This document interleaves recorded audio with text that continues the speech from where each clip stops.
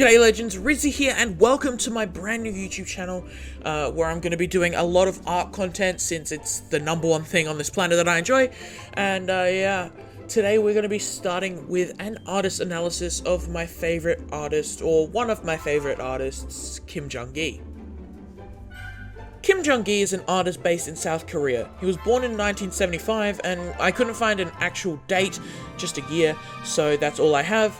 And growing up, he hated school, and he used his time there only to kick a ball around and draw. His parents had big expectations for him because he was the eldest child, although he didn't follow them. They still supported his art dreams, eventually sending him to a higher education in the area of fine arts, although it took years of convincing from G and his teachers. G's art is nothing short of amazing. I'd love to ask him about it, but I'm not a person who can get an interview with him, so I watched some videos and studied up. The videos about him on Proko were especially helpful, but mainly the second one, where he discusses his methods and techniques he uses to combat common mistakes that people make when they are not visually as capable as he is, which, let's face it, is 98% of us. One of the methods that G uses is quite simple in theory, although it is very hard to execute in actuality. Once he knows what he is drawing, he creates a version of himself that he sends around the space of what he is drawing, so he can find what the best angle is and what perspective to use. This also helps him find the details in the drawing, like where they are, how many cars are on the road. This helps him organize the drawing so it makes more sense when he starts to materialize it. Of course, this is just an analogy of what's happening in his head. He says that he uses this method for commissioned projects because he's given things that he has to draw and he can't just doodle spontaneously. And when he's doing a personal artwork, he says he just goes for it and just mindlessly draws. G uses perspective like the best of artists, and he does it without guidelines. He knows how to do perspective intuitively, and knowing how to do this is a must if you want to draw like him. Not only is he a master of 1, 2, and 3-point perspective, he also uses / created a technique called fisheye perspective, aka 5-point perspective. He says that he does this so he can include every side of the place he is drawing. It makes him able to capture as much as he can in one drawing. Okay, so now we're going to move on to some live drawing. Not really me drawing, but me just analyzing and going over the theories that I've discussed here. And yeah, let's get into that. Okay, so here we have one of Kim Jung Gi's artworks. And as I've explained earlier, some things that we should be looking for in them are the box that he likes to use, the rectangle that he likes to use to identify the perspective before he actually draws them. And I've gone ahead and drawn that out here.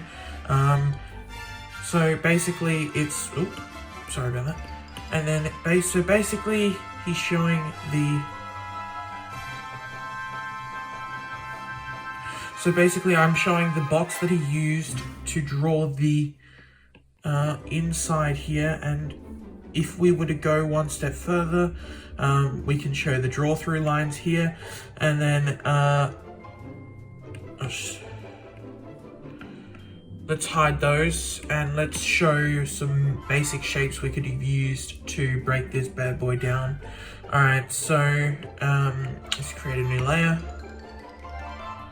This here is a dome, but it looks like a dome, but the way he's drawn it, it's more of a sphere. So we'll just take the dome and put the dome shape in there, and then let's add our contours, but contours here aren't actually in the regular sort of, they're not actually included as a part of the artwork, and so we're just going to block out the big areas of it here, and we'll go from there.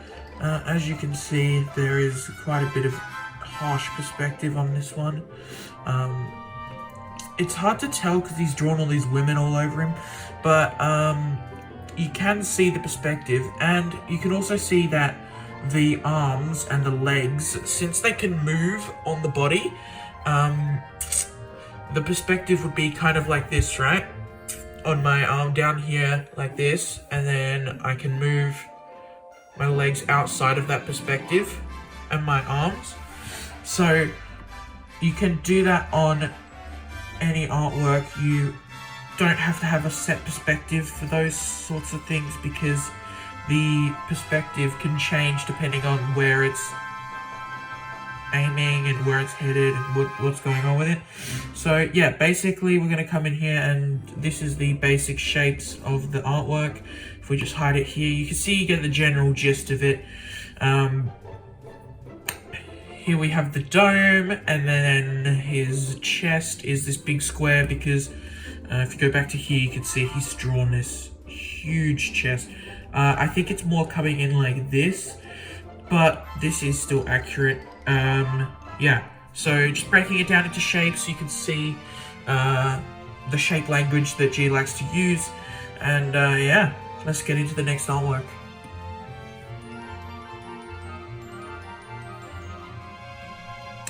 Okay, so with this artwork, I'm going to be focusing on identifying more cross contours, trying to show the height, depth, and width of each and everything, because each thing, something that G likes to talk about is that each and every single thing in his drawings have a width, a height, and a depth.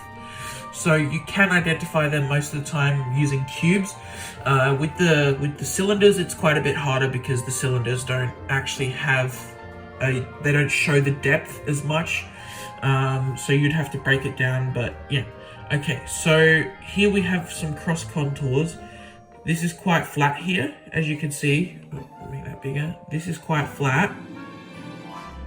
And he uses these wrinkles in the clothing to identify its shape, and as it's wrapping around the body. And this is the big one here. It's showing exactly where he's showing exactly where the shoulder is. Through one stroke, he's showing where the shoulder is and how it's working with the rest of the clothes, and where the cutoff is between the shoulder and the regular thing. And then here we go with some more cross contours here. These aren't as flat, but these are quite flat. So he's using this to identify the shape of this back of the hoodie. And then same with the faces, he's using the nose and the masks to identify where they are and what they look like. And he's making it pop more in 3D space. For example, he's using the scales here to show the monster's arms and like the way they're rotating. So you can see the arm comes out here, and the scales also change with it. So yeah, that's that. And yeah, he does this basically throughout the whole piece. He does the same thing with these cylinders. As you can see, these pipes, or this might be a tail. Oh yeah, this is this thing's tail. So he does it here as well, and he's literally just drawn them in over here. These are the exact cross contours of the thing, basically showing what it is in 3D space. Because if you draw something completely straight, like this, but then you add this and then this and then the cross contours, it makes it look like it's 3D instead of just being a 2D flat square, right? Or rectangle. So you can use that to identify shapes, perspective, everything. And everything here, as you can see, has a cancel. It has a height, a width, and a depth, right? So this is the depth. This table here has height,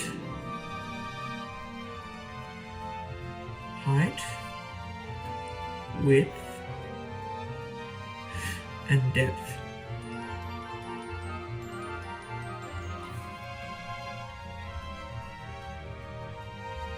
Okay, so I think that's gonna do it for this video. Thank you guys for watching, and yeah, hope you did enjoy this one.